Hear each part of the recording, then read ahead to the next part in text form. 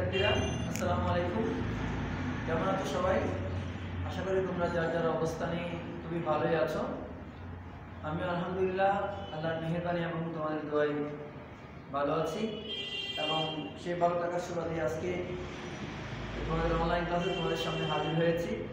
আমি বিশেষ করে আজকে আগার বালিকা বিদ্যালয়ের ইসলাম ও নৈতিক শিক্ষা ৭ম শ্রেণীর ইসলাম ও নৈতিক শিক্ষা বিষয়ে এই অনলাইন ক্লাসে উপস্থিত হয়েছি। আশা করি ৭ম শ্রেণীর শিক্ষার্থীরা এই খাতা কলম নিয়ে ইতিমধ্যেই প্রস্তুতি নিয়ে বসে আছো। এই যাক, আমি আর কথা বাড়াচ্ছি না, আমি যথারীতি পাঠের মধ্যে চলে যাচ্ছি। ইতিপূর্বে আমাদের দুইটা ক্লাস হয়ে গেছে। প্রথম ক্লাস ছিল প্রথম অধ্যায়ের তাওহীদ এবং দ্বিতীয় ক্লাস প্রথম অধ্যায়ের ২ নম্বর পাঠ তাওহীদ ও নৈতিকতা। আমরা মোটামুটি এই দুইটা পাঠের উপর মোটামুটি ভালোভাবেই আশা করি যে আলোচনাগুলো হয়েছে এগুলো উপলব্ধি করতে সক্ষম হয়েছি। এখন আমরা প্রথম অধ্যায়ের অন্যদিকে যাওয়ার পূর্বে দ্বিতীয় অধ্যায়ের দিকে যাচ্ছি। দ্বিতীয় অধ্যায়ের প্রথম পাঠ নিয়ে আমরা আলোচনা করব। দ্বিতীয় অধ্যায় মূলত ইবাদত সম্পর্কিত, অর্থাৎ আমরা আগেই হয়তো বলেছিলাম যে আমাদের ইসলাম ও নৈতিক শিক্ষার বিষয়টা 5টি অধ্যায়ে বিভক্ত।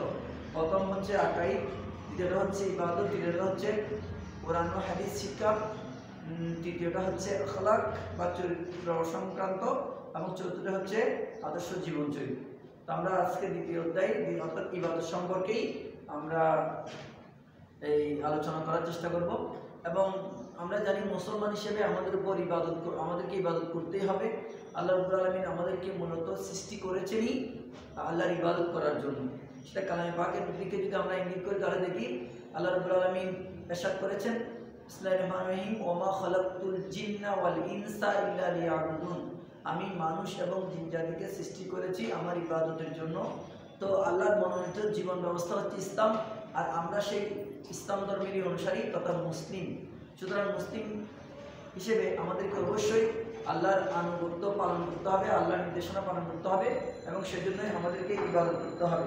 আর ইবাদত করার জন্য ইবাদত সংক্রান্ত জ্ঞান অর্থাৎ ইবাদত সম্পর্কে আমাদেরকে জানতে হবে।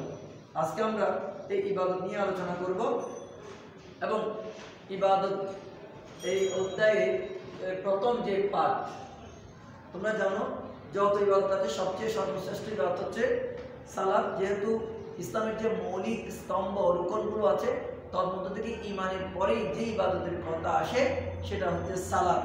এটা পরবর্তীতে আলোচনার মধ্যে অবশ্যই আসবে। আজকে আমরা সেই সালাত নিয়ে আলোচনা করব। সালাত যেটাকে আমরা আমাদের যদিও বা ভাষাটা ফার্সি নামাজ, কিন্তু আমরা সহজে যেটাকে বুঝি নামাজ হিসেবে, এটা হচ্ছে সালাত।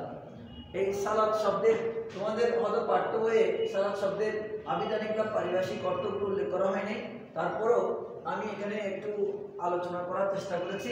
তোমরা একটু মনোযোগ দিয়ে দেখো বা শোনো যে সালাত শব্দের অর্থ হচ্ছে দোয়া বা ক্ষমা প্রার্থনা করা। প্রয়োজনে তোমরা নোট করে নিতে পারো, তোমাদের বইয়ে কিন্তু এই বিষয়গুলো দেওয়া হয়নি। সালাত শব্দের অর্থ হচ্ছে দোয়া বা ক্ষমা প্রার্থনা করা, কারণ সালাতের মাধ্যমেই বান্দা আল্লাহর নিকট দোয়া করে, সালাতের মাধ্যমেই বান্দা আল্লাহর নিকট নিজের পাপের জন্য ক্ষমা প্রার্থনা করে। সেই জন্যই এই সালাত শব্দের অর্থ দোয়া অথবা ক্ষমা প্রার্থনা করা। এবার সালাত বলতে আমরা কি বুঝি, সালাত বলতে আমরা কি বুঝি এটা একটু আমাদের জেনে রাখা দরকার। তো সুতরাং এগুলো এখন সালাতের বিষয়ে ডেফিনিশন অর্থাৎ সংজ্ঞাটা সম্পর্কে আমরা জানবো। দেখো, ইসলামী শরীয়তের পরিভাষায় আরকান আহকাম সহকারী, অর্থাৎ তোমরা জানো নামাজের মধ্যে ক্লাস 5-এ পড়েছো, 6-এ পড়েছো, নামাজের মধ্যে কিছু নামাজের আরকান আছে, কিছু আহকাম আছে। সুতরাং নামাজ যদি পড়তে চাই তাহলে উভয়ের এখানে এটা কিন্তু সংমিশ্রণ দরকার আছে, অর্থাৎ আরকানটাও পাওয়া যেতে হবে, আহকামও পাওয়া যেতে হবে। তো বলা হচ্ছে আরকান আহকাম সহকারে বিশেষ নিয়মে, কারণ এটা তো যেনতেনভাবে করতে, এটা নির্দিষ্ট একটা নিয়ম আছে। ওই যে বিশেষ নিয়ম ইসলামী শরীয়ত আমাদেরকে বেঁধে দিয়েছেন, ওই নিয়মে আমরা বলছি আরকান আহকাম সহকারে বিশেষ নিয়মে যে ইবাদত পালন করা হয় তাকে সালাত বলে। আবার খেয়াল করো, ইসলামী শরীয়তের পরিভাষায় আরকান আহকাম সহকারে বিশেষ নিয়মে যে ইবাদত পালন করা হয় তাকে সালাত বলে। বিশেষ নিয়ম মানে এখানে প্রথমেই তাকবীরে তাহরিমা করতে হয়, তারপর এরপরে এই কেরাত করতে হয়, এরপরে রুকুতে যেতে হয়, সিজদা করতে হয়, তাশাহুদ করতে হয়, অর্থাৎ বৈঠক করতে হয়, এই ইত্যাদি ইত্যাদি, এগুলো এক একটা নিয়ম। আবার এর পূর্বে আমাকে উজু কলাম করে তৈরি হতে হবে, যে জায়গায় করবো যে জায়গাটা পরিচ্ছন্ন বা পবিত্র হতে হবে, যে কাপড় নিয়ে পরবো সেই কাপড়টা পবিত্র হতে হবে, সর্বোপরি নিজেকেই পবিত্র হতে হবে। এইগুলো হচ্ছে বিশেষ নিয়ম। তো আরকান আহকাম সহকারে বিশেষ নিয়মে এগুলো আবার আরকান আহকামের মধ্যেও চলে আসে। এই বিশেষ নিয়মে যে ইবাদত পালন করা হয় তাকে সালাত বলে। আগে বলেছি ইসলামের যে মৌলিক 5টি বিষয় আছে, তোমরা সবাই জানো। ইসলাম বুনিয়াল ইসলামু আলা খামসিন, ইসলাম 5টি স্তম্ভের উপর প্রতিষ্ঠিত। কি? শাহাদাতু আল্লাহ ইলাহা ইল্লাল্লাহ ওয়া আন্না মুহাম্মাদার রাসূলুল্লাহ। একটা হচ্ছে এই কথার সাক্ষ্য দেয়া যে আল্লাহ ছাড়া কোনো ইলাহ নেই, হযরত মুহাম্মদ সাল্লাল্লাহু আলাইহি ওয়াসাল্লাম। তার মানে এটা এই কালিমার মাধ্যমে আমরা ঈমানদার হই, অর্থাৎ এক নম্বর হচ্ছে ঈমান। তারপর 2 নম্বর কি বলেছে? ওয়া ইকামিস সালাতি, নামাজ কায়েম করা। তো এখানে আমরা এই দ্বিতীয়টাতে এসেছি। তো সালাত হচ্ছে ইসলামের যে মৌলিক 5টি রুকন বা স্তম্ভ আছে এর মধ্যে দ্বিতীয়, অর্থাৎ সালাত ইসলামের দ্বিতীয় মৌলিক স্তম্ভ, ইসলামের 2 নম্বর রুকন। যে রুকনগুলো আছে 5টি, তার মধ্যে অন্যতম দ্বিতীয় রুকন বা স্তম্ভ হচ্ছে সালাত। সুতরাং স্বাভাবিকভাবে সালাতের গুরুত্ব অপরিসীম। আবার বান্দা এই যত মানে আল্লাহর নৈকট্য হাসিলের জন্য যত ধরনের এই পন্থা ব্যবহার করে, তার মধ্যে সবচেয়ে বেশি আল্লাহর নৈকট্য হাসিল করা যায় এই সালাতের মাধ্যমে। বলা হচ্ছে সালাতের মাধ্যমে বান্দা আল্লাহর সবচেয়ে বেশি নৈকট্য অর্জন করতে পারে। অর্থাৎ একজন বান্দার সবচেয়ে এই বড় এইম হতে হবে যেন উনি ওনার সব কাজের মাধ্যমে আল্লাহর নৈকট্য অর্জন করতে পারেন। এবং এই আল্লাহর নৈকট্য অর্জনের জন্য যত ধরনের আছে মাধ্যম আছে, সবচেয়ে বড় মাধ্যম হচ্ছে এই সালাত। সালাতের মাধ্যমে বান্দা সবচেয়ে বেশি আল্লাহর নৈকট্য লাভ করতে পারে। এরপরে আসো এই আরেকটা কথা আছে, আল্লাহর নিকট বান্দার আনুগত্য প্রকাশের সর্বশ্রেষ্ঠ মাধ্যম হচ্ছে সালাত। এই সালাতের মাধ্যমে যেমনিভাবে আল্লাহর নৈকট্য অর্জন করতে পারে, তেমনিভাবে এই যে এই সালাতই হচ্ছে আল্লাহর নৈকট্য অর্জনের সবচেয়ে বড় পন্থা, সবচেয়ে বড় মাধ্যম। এজন্য বলা হচ্ছে আল্লাহর নিকট বান্দার আনুগত্য প্রকাশের সর্বশ্রেষ্ঠ মাধ্যম হচ্ছে সালাত। অর্থাৎ সালাতের মাধ্যমে তুমি সবচেয়ে বেশি আল্লাহর আনুগত্য প্রকাশ করতে পারবে। যেমন আমরা নামাজ পড়ি, নামাজে যখন দাঁড়াই তখন পৃথিবীর সব কিছু আমাদের জন্য হারাম হয়ে যায়, আমাদের সম্পর্ক সৃষ্টি হয়ে যায় কেবল আল্লাহর সাথে। এরপরে আমি নিজেকে রুকুতে যাওয়ার পর আল্লাহর কাছে মাথা নত করি, এটাও আল্লাহর একটা আনুগত্যের বহিঃপ্রকাশ। আবার এর পরবর্তী দেখা যায় সিজদায় গিয়ে নিজের সমস্ত অস্তিত্বকে আল্লাহর কুদরতি চরণে নিচে সঁপে দিই। এটার মাধ্যমে আল্লাহর আনুগত্যের চরম পরাকাষ্ঠা প্রকাশিত হয়। অর্থাৎ এটাই তো আনুগত্যের একেবারে সর্বোত্তম পর্যায়, সর্বোচ্চ পর্যায়।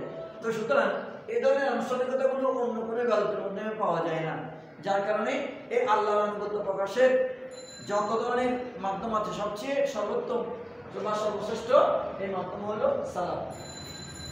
আবার আল্লাহ তাআলা কোরআন মাজিদে কি বলেছেন?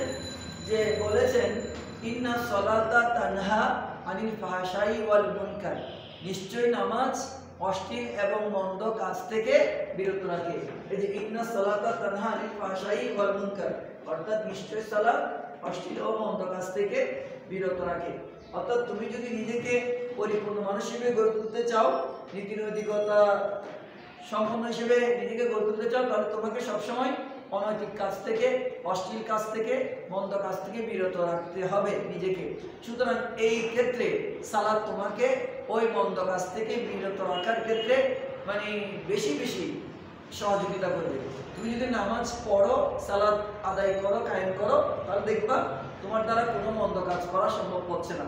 এটা অটোমেটিকলি তোমার মধ্যে এরকম একটা মানে টেন্ডেন্সি জাগ্রত হয়ে যাবে যে তুমি কোনো খারাপ কাজ করতে পারবে না। আর এগুলো তো বলেছি মানে এগুলো যদি সালাতের গুরুত্বকে আমরা দুই ভাগ করি, তার মধ্যে থেকে এক ভাগ হচ্ছে সালাতের কি বলা হয় ধর্মীয় গুরুত্ব। এবার আমরা যদি সালাতের সামাজিক গুরুত্বের দিকে একটু লক্ষ্য করি, তাহলে দেখো যে এই সালাতের মাধ্যমে মানুষের মধ্যে শৃঙ্খলাবোধ জাগ্রত হয়। শৃঙ্খলাবোধ মানে অর্থাৎ আমরা আমাদের কোনো কাজের ক্ষেত্রে এই যদি প্রথমে যে কাজটা করতে হয় সেটা না করে আগে 2 নম্বর কাজটা শুরু করি বা পিছন থেকে শুরু করি, তাহলে আমাদের কাজের এগুলো কেমন যেন হজবরল হয়ে যাবে, ওখানে শৃঙ্খলা থাকবে না। কিন্তু নামাজ আমাদেরকে শিক্ষা দেয় যে ধারাবাহিকভাবে কাজগুলো যথাযথভাবে পরিপূর্ণভাবে আদায় করতে হবে। যেমন আমি প্রথমে তাকবীরে তাহরিমা করলাম, তারপর কিরাত পড়লাম, তারপর তোমার এই রুকু করলাম, এরপরে সিজদা করলাম, এরপরে বৈঠক করলাম, এরপরে পালাক্রমে বিভিন্ন রাকাত শেষ করে লাস্টে শেষ বৈঠক করে সালাম ফিরিয়ে আমার সালাতের এই কর্মসূচি শেষ করতে হয়। অর্থাৎ এগুলোর মধ্যে একটা ধারাবাহিকতা আছে, মানে নিয়ম আছে। ওই এই নিয়মগুলো পরিপূর্ণভাবে পালন করার এই শিক্ষা, অর্থাৎ যথাযথভাবে আগের কাজ আগে, পরে তারপর এটা পরে, এরপর এটা একটা ধারাবাহিকতা রক্ষার একটা শিক্ষা, যেটাকে আমরা শৃঙ্খলা বলি। ওই শৃঙ্খলাবোধটা কিন্তু সালাতের মাধ্যমে আমরা শিক্ষা পাই। অর্থাৎ যে নিয়মিত সালাত আদায় করে সে কিন্তু তার জীবনের মধ্যে একটা শৃঙ্খলাবোধের মধ্যে বেঁধে যায়। সে কখনোই কোনো কাজ করার ক্ষেত্রে বিশৃঙ্খলা সৃষ্টি করে না। আর তাছাড়া আমরা মনে করো এই ফজরের নামাজ ফজরে, আবার জোহরের নামাজ জোহরের ওয়াক্তে, এই যে অর্থাৎ যে এইগুলো আমরা এই শৃঙ্খলার ব্যাপারে এগুলো আসে। অর্থাৎ সালাত তোমাকে শৃঙ্খলাবদ্ধ জীবনযাপনে উদ্বুদ্ধ করবে। 2 নম্বর সময়ানুবর্তিতা। সালাত আমাদেরকে সময়ের প্রতি গুরুত্ব প্রদানে বাধ্য করে। অর্থাৎ আমি ফজরের নামাজটা এই 10টা বাজে পড়লে হবে না। ফজরের নামাজটা ফজরের আজান দেয় বর্তমান সময়ে ধরো 5:30টার দিকে আমাকে ঘুম থেকে উঠতে হবে।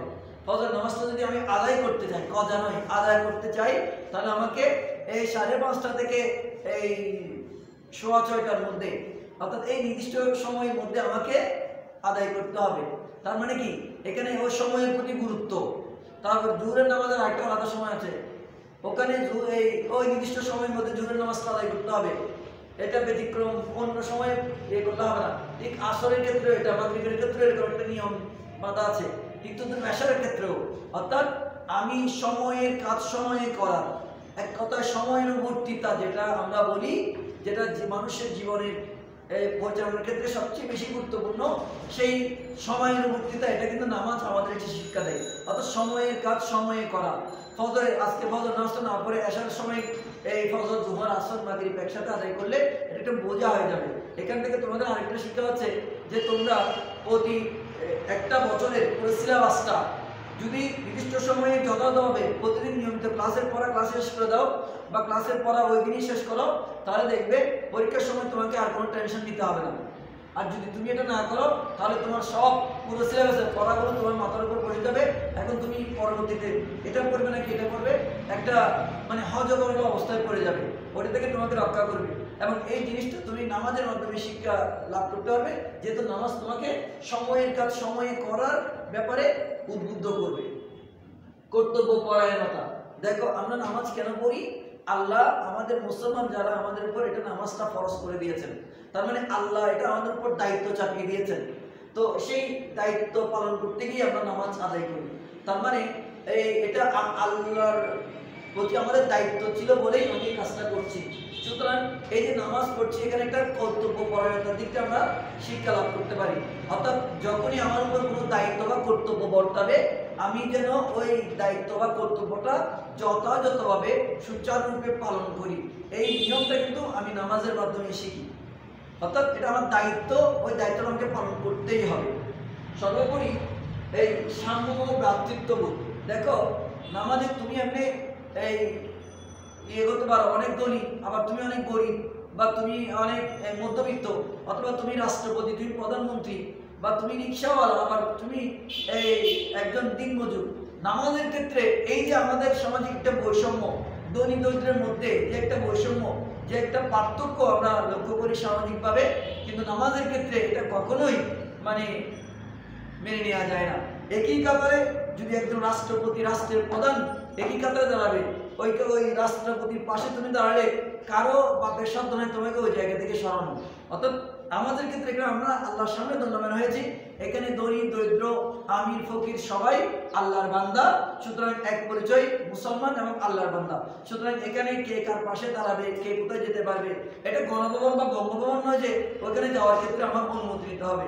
এটা আল্লাহর মসজিদ, এখানে দাঁড়াবো, এখানে সব গরিব পাশেই গরিব, গরিবের পাশে ধনীরা, সবাই মানে একটা সাম্য, এটা বুধ সাম্যতা বুধ, অর্থাৎ ধনী দরিদ্রের মধ্যে যে একটা বৈষম্য আমরা সবসময় লক্ষ্য করি, ওটা দূর করার ক্ষেত্রে এই নামাজ আমাদেরকে এই শিক্ষা দেয় এবং সর্বোপরি আমাদের মধ্যে এটার কারণে ভ্রাতৃত্ববোধ আমাদের মধ্যে জাগ্রত করে।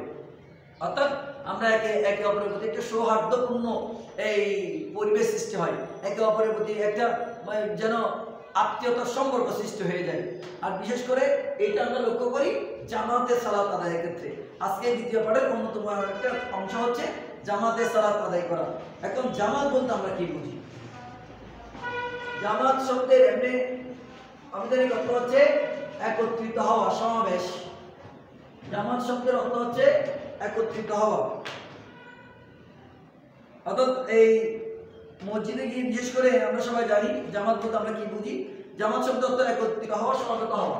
একটু বিশেষ করে লক্ষ্য করো তোমরা, জামাতে সালাত, জামাত শব্দের অর্থ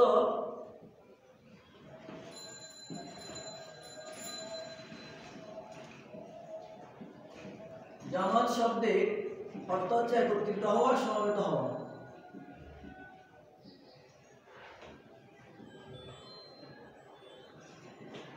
একত্রিত হওয়া বা সমাবেত হওয়া। এখন জামাত বলতে আমরা কি বুঝি এটা একটু আমাদেরকে দেখতে হয়, বা লিখে আমি লিখছি দেখো। জামাত বলতে আমরা কি বুঝি? ইসলামী পরিভাষায়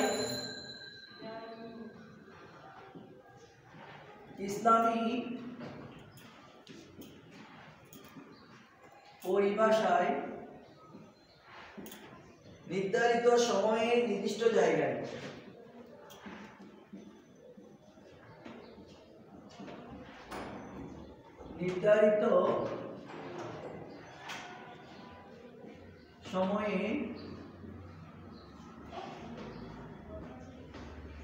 নির্দিষ্ট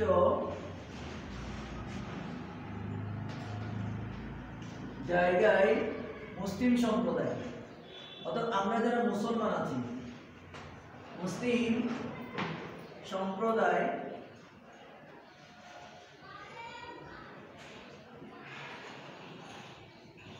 একত্রিত হয়ে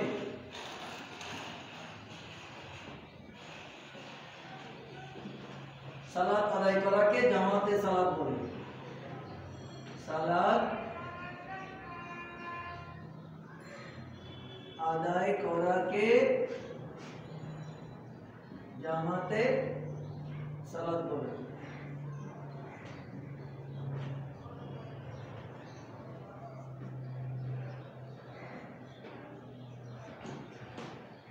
তোমরা খেয়াল করো, আমি এখানে কি লিখেছি? অর্থাৎ আমাদের এই যে আমি এখানে সাম্যতাবোধের কথা বলেছি, ভ্রাতৃত্ববোধের কথা বলেছি। এই সাম্যতাবোধ বা ভ্রাতৃত্ববোধের এই সবচেয়ে বড় নিদর্শন দৃষ্টান্ত আমরা দেখতে পাই জামাতে সালাত আদায়ের মাধ্যমে। এখন জামাতে সালাত আদায় বলতে আমরা কি বুঝি? আমি বলেছি যে জামাত শব্দের অর্থ হচ্ছে একত্রিত হওয়া বা সমবেত হওয়া। ইসলামী পরিভাষায় নির্ধারিত সময়, কারণ আমরা সবাই জানি নামাজের নির্ধারিত একটা সময় আছে, ওই সময়ের মধ্যেই আমার নির্দিষ্ট জায়গায় মানে জামাত, বিশেষ করে জামাতের নামাজ কোথায় হয় আমরা সবাই জানি, মসজিদে। যেখানে অর্থাৎ ওই নির্ধারিত সময়ে নির্দিষ্ট জায়গায়, অর্থাৎ মসজিদে তো আর অমুসলিমরা যাবে না, বা নামাজ তো আর মুসলিমরা পড়বে না। মুসলিম সম্প্রদায় একত্রিত হয়ে সালাত আদায় করাকে জামাতে সালাত বলে। আবারও বলছি, নির্ধারিত সময়ে নির্দিষ্ট জায়গায় মুসলিম সম্প্রদায় একত্রিত হয়ে সালাত আদায় করাকে জামাতে সালাত আদায় বলে। তবে এই একাকী নামাজ পড়া থেকে জামাতে সালাত আদায় গুরুত্ব মানে বেশি। তুমি একাকী নামাজ আদায় করলে যে এক রাকাতের জন্য এক রাকাতের সওয়াব পাবে, কিন্তু তুমি যদি এই জায়গায় এসে জামাতে সালাত আদায় করো তাহলে এক রাকাতে 27 রাকাত নামাজ আদায়ের সওয়াব তোমার আমলনামায় দেওয়া হবে। এটা আমাদের নবীজি ইরশাদ করেছেন। অর্থাৎ জামাতে সালাত আদায় করলে এই একাকী সালাত আদায়ের চেয়ে 27 গুণ বেশি সওয়াব অর্জিত হয়। আর আমরা যে জামাতে সালাত আদায় করবো এর ব্যাপারে আল্লাহর পক্ষ থেকে নির্দেশনা এসেছে যে ওয়ারকাউ মা'আর রাকিঈন, তোমরা রুকুকারদের সাথে রুকু করো, অর্থাৎ জামাতে সালাত আদায় করো। আমার নবীজি এই জীবনে কখনো জামাতে সালাত ত্যাগ করেননি। কেউ যদি জামাতে আসে নাই এরকম নবীজি লক্ষ্য করেছেন, নিশ্চয়ই রাসূল মনে করেছেন যে সে কোনো সমস্যায় পড়েছে বা সে অসুস্থ হয়ে পড়েছে, নবীজি তার খবর নিয়েছেন, তাকে দেখতে গিয়েছেন। সুতরাং জামাতের ব্যাপারে আমার নবী এরকম গুরুত্ব আরোপ করেছেন। আল্লাহ নির্দেশনা এসেছে জামাতে সালাত আদায় করার ব্যাপারে। আর জামাতে সালাত আদায় করতে গেলে আমরা যেটা যদি লক্ষ্য করি সেখানে একজন ইমামের দরকার এবং বাকিরা হয় মুক্তাদি। ইমাম মানে নেতা, অর্থাৎ ওই নামাজ যিনি নেতৃত্বে দিয়ে ওই নামাজ পরিচালনা করবেন তিনি হচ্ছেন ইমাম, আর বাকিরা যারা ওই ইমামের অনুসরণ করবেন ওনারা হচ্ছেন মুক্তাদি। সুতরাং ইমাম এবং মুক্তাদির সমন্বয়ে এই যে নামাজ ওটা হচ্ছে জামাতে সালাত। আমরা যদি সত্যিকার অর্থেই আল্লাহর নৈকট্য অর্জন করতে চাই আমাদেরকে অবশ্যই নিয়মিত 5 ওয়াক্ত সালাত আদায় করতে হবে, এবং এটা অবশ্যই জামাতে সালাত আদায় করলে এটা আরো বেশি মানে এই বেশি সওয়াব আমরা লাভ করতে পারবো। এই রাসূলের এই বাণী অনুসারে মানে এক রাকাতে আমরা 27 গুণ সালাত সওয়াব আমাদের আমলনামায় দেওয়া হবে। তাই আমরা সবাই নিয়মিত সালাত আদায় করব। তোমরা যেহেতু আমাদের এটা বালিকা বিদ্যালয়, তোমরা যেহেতু মেয়েরা, তোমাদের জন্য তোমরা মেয়েরা হয়তো ঘরের মধ্যে জামাতের ব্যবস্থা করতে পারো, আর জামাত একেবারে করতে না পারলেও একাকি হলেও তোমরা অবশ্যই 5 ওয়াক্ত নামাজ নিয়মিত আদায় করবা। আর আমরা যারা পুরুষরা আছি আমাদের উচিত জামাতে সালাত আদায় করা, এবং জামাতে সালাত আদায়ের কি সুফল সেটা ইতিমধ্যে আমি তোমাদের সামনে মোটামুটিভাবে আলোচনা করার চেষ্টা করেছি। আশা করি তোমরা উপলব্ধি করতে সক্ষম হয়েছ। যাই হোক, আজকে আর কথা আমি বাড়াচ্ছি না। এই যে পাঠ নিয়ে, অর্থাৎ দ্বিতীয় অধ্যায়ের প্রথম পাঠ সালাত এবং জামাতের সালাত নিয়ে আমি চেষ্টা করেছি তোমাদেরকে মোটামুটি কিছুটা জানানোর জন্য। তো আজকে আর কথা না বাড়িয়ে আমি আজকে এটুকুর মধ্যেই আজকের অনলাইন ক্লাস থেকে তোমাদের থেকে বিদায় নিচ্ছি। তোমরা সবাই ভালো থাকো, সুস্থ থাকো, এই আশা ব্যক্ত করছি। ধন্যবাদ সবাইকে।